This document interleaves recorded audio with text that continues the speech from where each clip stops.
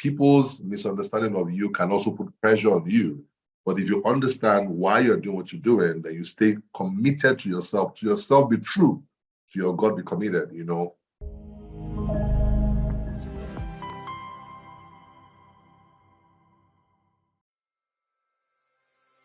Jimi Tewe is a globally renowned corporate trainer, and he's done that for years. He's been in the human resource world for years. He's an executive coach, member of the coaching community in Nigeria, had been with it as it grew, and a transformational coach with a focus on people development and company-wide improvement. Always helping businesses. Till yesterday, I'm sure there's a flyer somewhere, something happening in Dallas, always helping people to build their business, build themselves, you know, kings in the marketplace. I saw something like that yesterday. I know you do something around networking, and I know I'm very, very clear about the fact that there was a time, even before you moved out of Nigeria fully, there was a time you traveled to different countries to go and do programs. You were in UK, and I just say to myself, Baba, don't put that for ground far. So Jimi is an experienced coach working with a lot of teams, especially C-suites, CEOs, and CLIs. He knows what it takes to achieve sustainable organization, and without any doubts, he's done that over and over again. And the testament of the fact that even though he lives in Dallas today with his family, and he's the host of Everybody That Goes to Dallas. You know, that's also a beautiful story that I see around the fact that you know, you made Dallas home, and you made it home for a lot of people too. Jimi is very innovative in his approach to coaching, and leverages the strengths of people to help them achieve their growth. And of course, Jimi has been keynote speaker in a lot of engagements. I mean, here too. The reason I brought Jimi, this is the very first time I would have invited Jimi to a program. Very first time in all of the years that we've been in the same community. And it is because I appreciate his story. And I believe that from a Nigerian perspective, there will be some deep lessons that you have to share, because I know that you've also helped a lot of people in this journey. You're helping people. It was good to see that even after you got to Dallas, you were helping people that you met even in that community to find path, you know, to find clarity. There's nothing as beautiful as that. Nigeria, Germany, South Africa, everybody that is here, please help me welcoming a very, very good representative of the Nigerian dream, if I'll put it like that. I know he has an American dream now. Please help me put your hands together and welcome our one and only renowned Jimi Tewe. Please, everybody, welcome him. All right.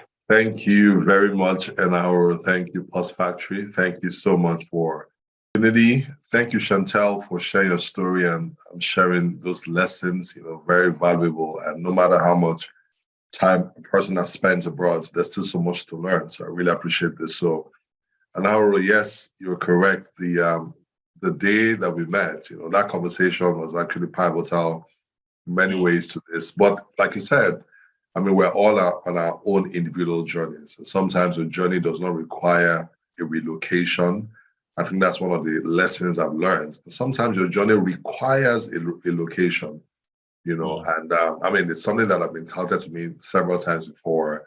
I've always gone abroad to United States, United Kingdom, you know, other nations, Dubai, for over a decade. And it never just occurred to me until there was some sort of clarity of purpose where that was concerned. And last July, what's today? Today is the 21st.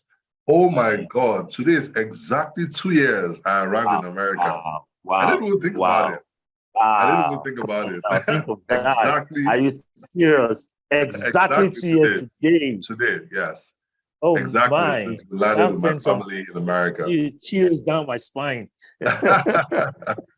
All right. So what I'm Oh, just here to do interesting. today, thank you. And what I'm just here to do is to just, share a bit of my story in a way that I believe would help people. So first lesson is, you know, um, we're all on our journeys, and essentially our journey is towards self-actualization, is towards fulfillment. And so relocation, when it comes to play, um, ideally shouldn't be under pressure, even though, if you live in certain countries and all that, then there's an appeal, to consider that, and all that. And relocation shouldn't, mean that a person has deserted their country, So let me start from there. A lot of Mm. people, the moment they got wind of the fact that I'd moved, I started getting comments, when I post anything, oh, all these motivational speakers that told us to stay in the country and now they relocated, they left us here. Don't believe motivational speakers at your peril, all those things. And I'll post stuff about Nigeria, but one of the things I've made clear to people is, well, people resonate at different dimensions of intelligence. And so you have to be forgiving when when I say intelligence, I'm not talking about, being, I'm not putting anybody down. I'm just saying it's a level of awareness and understanding. And so when somebody, for example, attacks me and all that, I just realize that they don't have the full picture. And so I am merciful to their ignorance. And I'm just like, okay, it's fine, not a problem at all. But I'm on a mission. I turned 45 this year and I have what I must do. I was thinking about it some weeks ago that double my age, I'll be 90 years old. By that time, I'm thinking about, translating and stuff like that. So this is the time that I have to do what I need to do. And for me, by virtue of what I need to do, being in a certain country that opens access to other countries is important and critical to me for my life assignment. I can't be in a place that limits me, for the things I'm going to be doing. So, for example, you're talking about events and progress and things like that. This year, I'm coming to Nigeria. I think it's probably my 10th time, coming to Nigeria in 2 years, so I come pretty frequently. So I wonder people say I'm not around, I'm not patriotic, and that's part of, what we're going to talk about today, because people's misunderstanding of you can also put pressure on you.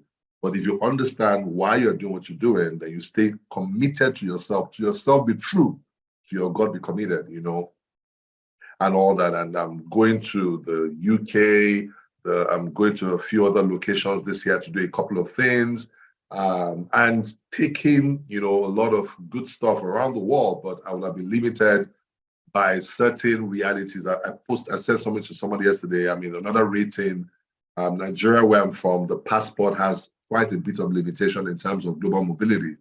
And for me, that is very critical. Next year, I'm going to Canada, Australia, Scandinavian countries, Scotland, and all that. I will be having to queue at visa, stations to get that visa. So for me, I understand why I'm here.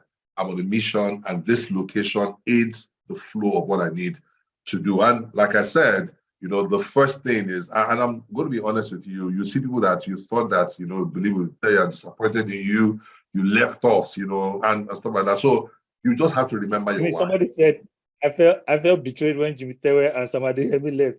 I switched off from him in order to grieve. I have healed from the pain, so I can listen to him with Awesome. I mean, and I appreciate that person's honesty and openness, and it's true. A lot of times, people would feel that way. And I tell people that, I'm as committed, in fact, I'm more committed to Nigeria. And then maybe it helped people to define better what commitment means. Sometimes the child that is abroad is closer to home than the child that lives in the house. So commitment is not measured by distance, but by value addition. I have done more for Nigeria and Nigerians in diaspora being here. I still had a conversation with the top CEO here based in Dallas, and we're looking to launch a Nigerian community over here. That one part of our last conversation was how we can, ship the knowledge, the resources that we have here in a way that impacts the local environment over there. So my question is, the Jimi Tewe over in Nigeria or the one that is here, which one is better? And I can tell you for free that this one is the better version of it. All right. So, but people would, they will question, but again, that, resilience, that understanding of your why, will keep you and help you to relate better with them. And then, with time, people get over stuff also, and all those kind of things. So let me get right into what I want to share real quick. So I'm talking about the emotionally balanced non-immigrant. And I'll tell you that balance is not something that you achieve and you stay permanently at. It's something you keep working at, and 2 years down in, when we do coaching and all that, we talk about, the 7 dimensions of wellness. And that's the model that I want you to try to quickly teach, right now, that everybody has different dimensions to them: social, environmental, your vocational, your financial, your spiritual, all those dimensions. And whether you like it or not, for every one of those dimensions, there's an emotional aspect to it. And your ability to be able to manage yourself within those dimensions will determine your success or otherwise. And what I'll do is I'm going to end with just about 6 tools that I think that can help people, in this journey, that are considering it. So first and foremost, before I continue, if you see somebody relocating, don't abuse them. Don't tell them they've given up on Nigeria. Be patient with them. Understand what they're doing. Encourage them. Do you get my point? Some people are doing that out of pressure too. I always tell people, don't do that with pressure, because when you get here, there's more pressure. I can tell you that. All right. So let me start first with the financial dimension. Here in America, and I think on the average, on a monthly basis, I'm married. Will be 18 years this year, and I have 2 children, 16 and 14. And my monthly requirements. So let me just use my rent. The other dimensions. My rent every month, I pay $3,500. So in naira, that's about almost 2 point something to 3 million naira every month that I pay as rent. So imagine coming from Nigeria, where I was paying maybe 4 million per annum, back then 2 years ago for rent, and now I'm paying 2 point something to 3 million every single month. That's the first, thing that I had to adjust to, so the financial flow, and a lot of people get under that pressure. And, for someone like me, I made up my mind I wasn't going to go to get a job. Nothing wrong with it. But I realized that for my assignment and for what I need to do, I need a bit of focus. And I knew upfront that it means some months I'm not sure about how the funds are going to come. It means some months there's going to be financial pressure. And I can tell you that I've had months like that.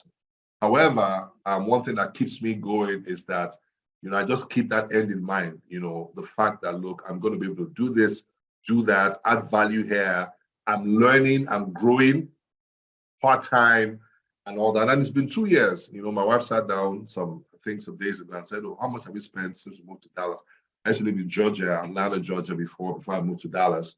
And in the last 1 year, I've spent almost $45,000 on rent. Just rent, not bills, not food, not, car note, not nothing, and all those kind of things and all that. But, that's, monthly drive, was one of the first things I had to get used to. And I remember the initial months where, I would have like a cash flow challenge, because that's what it is. Do you get my point? And it would test you, and you ask yourself that, man, was I meant to make this move? You get my point? I'm going to talk about tools on how you can actually manage this and all that. So it's going to be a bit of financial pressure. I mean, one of the reasons I'm going to the United Kingdom in the month of September, I'm having a conference in Manchester, having one in London, is also because of this. I realized that a number of migrants in the United Kingdom are struggling, though they're not saying it. So a lot of them just thought that it was just a walk in the park.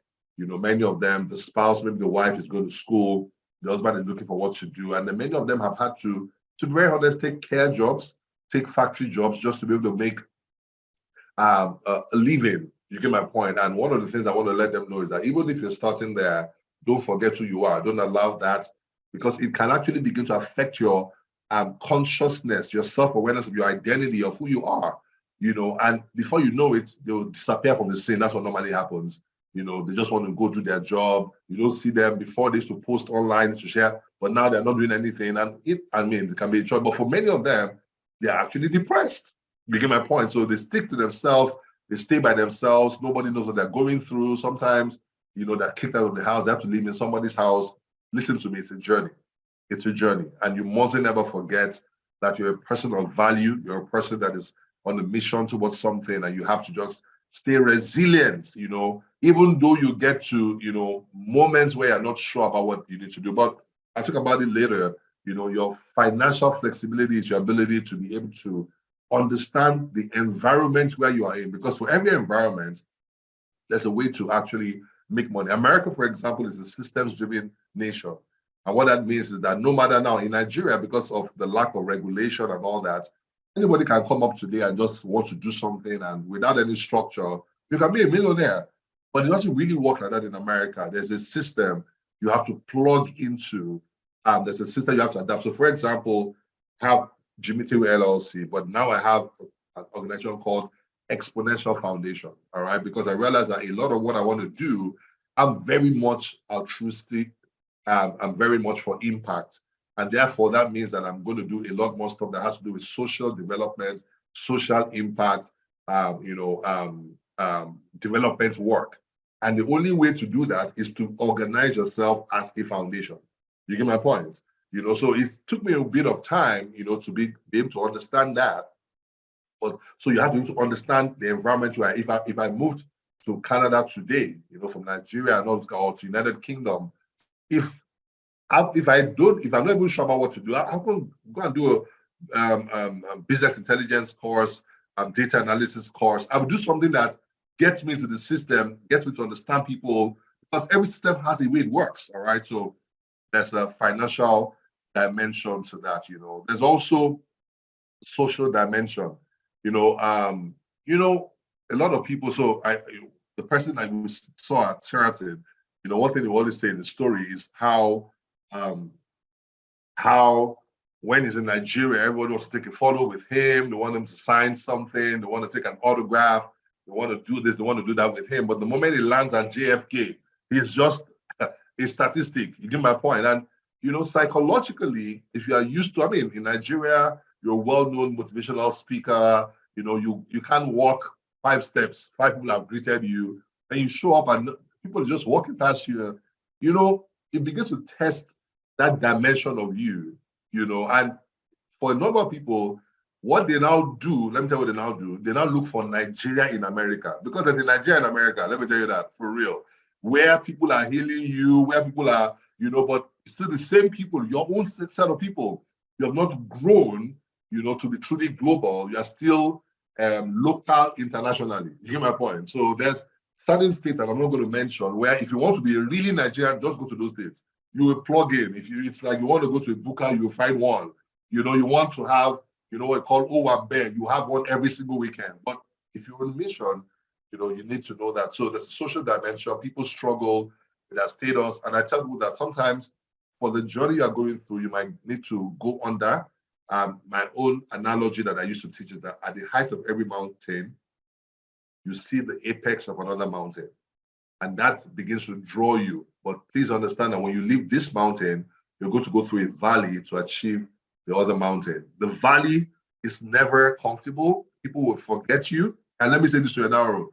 Sometimes I'll be like, man, people are, after all I've done for them, I'm being open with you, and all that. And they kind of like forget about you, and stuff like that. But I've learned to give people upfront, that's, a latitude that, look, it's just the way it is. If people don't see you, they tend to forget you. It's the reality, and all that. And that's what I tell people that migrate, that if you have a future in Nigeria, make sure you go regularly. Go during the low seasons. Go when the tickets are almost free. You get my point? Just don't disappear for 7 years and then show up and say, tada, I'm here. Nobody's going to know you at that point in time. So I'm coming again in August. That's going to be my 10th time in Nigeria in 2 years. And I'm buying tickets every single time. It's not night bus. You get my point? But it's an investment. And every time I come, I make sure that I connect with not the I didn't go there. You get my point, So, but it's an investment that will yield to me, because I know that in my future, I will live in 2 countries. I will have a house in Nigeria and have a house in the United States, and I will transverse the world from there. So there's that social part. There's another part, which is the emotional dimension to us. And one of the things people say about, relocation is how people get depressed, how Canada, for example, is very lonely. And I agree with you. One of the reasons why I left Georgia and I moved to Texas was that Georgia was very lonely for us, for my wife. I remember on Christmas Day, the first year, we moved in July, so December 2021. On Christmas Day, everybody shuts down. Even the stores shut down, the restaurants shut down. There's no place to go, as it were. And the only place you can go is your community. And even though I had people, my community had late to their travel, to their own community. So we're alone. I remember my wife waking up middle of the day and she was like, man, I don't like this. I don't like this. Because my wife is very social, and those kind of things. And I remember that month, we had actually come to Dallas for a week, my birthday, and had a conference. And it was splendid. We had people we could relate with. My kids had people they could talk to. And so it's one of the things that made me decide, I said, I'm going to leave Georgia and I'm moving to Dallas, because the emotional dimension has a lot to do with the community you plug into. Well, nobody is built to emotionally be alone for too long. You get my point? And all that. And so that's a community that is there also. There's also the environmental dimension. And then many factors, but I want to happen one, which is what I call racial awareness. It's unconscious, but when we're in Nigeria, and I'm going to say this, if somebody is Caucasian or has a different skin color to us, we tend to, there's a Yoruba word, I think it's Yoruba, yeah, I remember we say Oyibo, you get my point, and all that. And it's subconscious, but, for a number of people, the way that they have viewed people like that is almost, and please permit me to say this, almost as if they're higher than you. Exactly, yes. And that's why, for example, I've done it before. There are certain projects I wanted to get. I just had a friend of mine who speaks different, and I got a job. It's subconscious. You get my point? Now, this is a problem. Now, when you now land where the Oyibos, as we call it, live, that difference begins to show. And so what happens is that people find it difficult to go to events where people like them are not there. I remember the first time that really happened to me was in 2016. I got invited to Harvard Business School to speak at their African Business Conference. And when I got into the networking, there was a networking event in the evening, and I walked into the hall, all colors, and I didn't see black. I felt so uncomfortable, very uncomfortable. And I remember trying to catch somebody's eye, and nobody's eye was catching mine. You get my point? And all that. And out of the corner of my eye, I just saw something black moving, and I saw a guy, and he saw me. And we're so excited, and we, greeted each other. And that was the first time meeting in my life. And we spent the whole evening talking to each other. And I felt good, and I went home. But I didn't meet other great people that were in that room. And I realized the problem was not them, the problem was me, was the way that I viewed them. And so today, fast forward, last month, my friend Steve Harris, he also relocated. He lives here in Dallas, and he was going to speak in Austin, Texas. And we both went out for the evening event and all that. And I met people from, I met somebody from Alaska. I have new friends that are different from me. And that's simply because I've come to realize that fundamentally, we are all human. Fundamentally. And I must love every human, but I must also love myself as a human and realize that I carry value that they need at the end of the day. If your inner image of yourself will determine the emotional experience you have also. So that's the environmental dimension. There's also the mental dimension. And Enahoro, this is what is the seat of emotions, right? The mindset that you have. And listen to me, the pressure will expose your level of development. I'm telling you, a lot of people cry, a lot of people, get depressed. And it's just simple. It just shows that your capacity is not as strong to bear the pressure that is there. So what do? I tell people that in pressure, if you ever put something that is depressed, there are two dimensions to it. It's either the surface is not strong enough to handle it, or the weight is too much. So again, the question is, what do you need to do to manage the weight? What are the things are there some things that you are taking on that you shouldn't take on? Manage those things, reduce those things. You get my point? You don't have to post on social media every single day to let people know you're doing well abroad. It's not anybody's business. Post once a month. Thank God I'm alive, and move on. You get my point? Reduce the pressure. The other thing is to increase the surface, meaning your ability, your capacity, emotional resilience to handle more. And really the only way to build emotional resilience is by facing those things head on. It's like going to the gym. You're going to go through pain, but my son and I go to the gym now and all that, and he will tell me that the only way to build muscles, that your muscles must tear. Do you get my point? And and when you do that, you're sore for a few days, and after that, you heal. If I take my shirt off now, you'll be surprised. I'm just joking, all right? But I've been going to the gym more consistently, and I understand that. So it's the same thing emotionally. Also, you have to build in, over a period of time. There's the physical reality. I live in Dallas, Texas, and man, summer is hot. We I think we've had temperatures of 109 degrees. In fact, many times when I get into my car, there's a heat. It tells me heat wave warning that is there. In other words, stay in your car, put on your ACs. Don't. This is not the place you can say, let me wind down. You can be dark by the time you get there, and all those kind of things. And so there are those realities. And so some people, it affects them negatively. I don't like Chicago. I go there, but it's too cold for me, So I made sure that I'm living. So again, in relocation, make sure you're in a place you can actually thrive. There's that environment. And the last one is spiritual dimension. And Enahoro, that one was also very an eye-opener for me. And what I mean by that is that I'm coming from a religious background where you show up in church, it's loud. Now you show up in church, it's quiet. I didn't go to a Nigerian church initially, and all those kind of things. And so you also show up in a place where the prayers are not needs-driven. You get my point? But intimacy driven. Those are big, and this is why people will tell you that, oh man, I don't even pray any longer over here, because what we used to pray about over there, it's available through systems. You get my point? And so you have to rise beyond a need-based, religion, as it were, to a true relationship-based, and all. And people, it's until they get to a crisis that they're spiritual. I mean, what I teach. The spiritual dimension is important, because I will tell you personally that many of my toughest moments have been able to scale through because of that spiritual deposit on the inside of me. Your emotional side is actually connected deeply to your spiritual side also. You get my point? So you don't have to wait for a crisis before you get spiritual. It just has to be something ongoing and all that. But that was a kind of like a different thing. I now go to a church that has largely Nigerians. We have other nationalities that are there.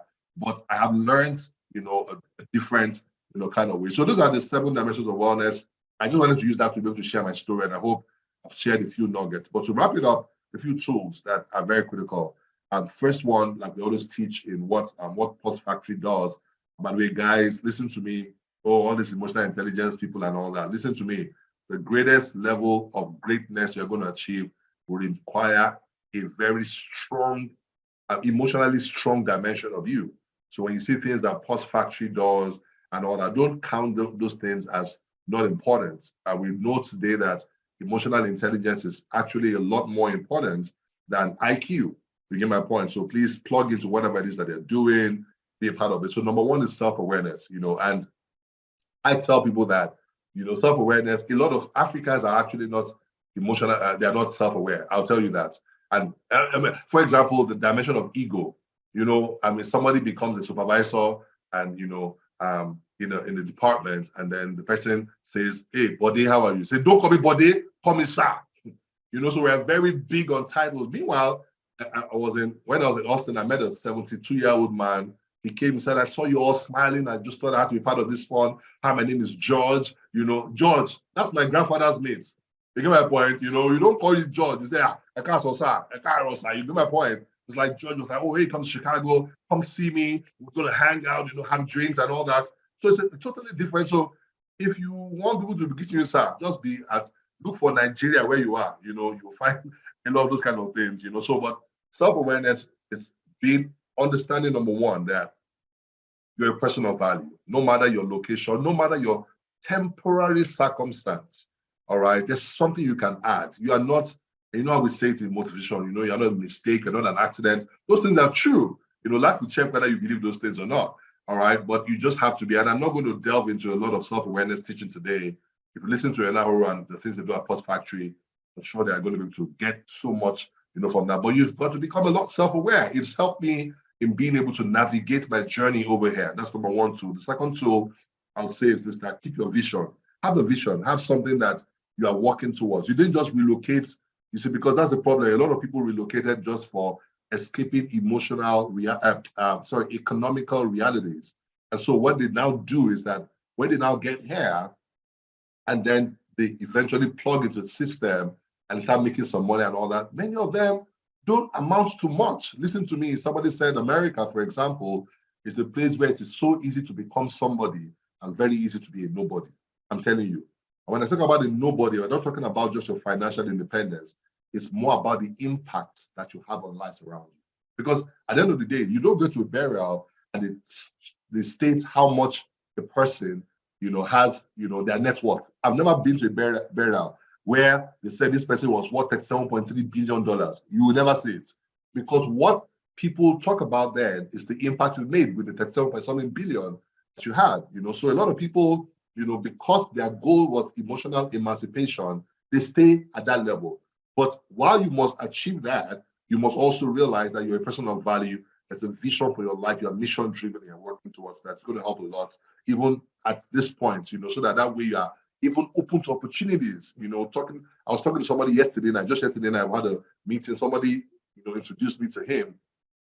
He went in his business for 13 years, doing very well, and was talking about, how there's a particular organization, and how some people in India, how they are running billions, every year, and why we as Nigerians, why we're not involved in that. Meanwhile, the requirement is a guarantee of $50 million.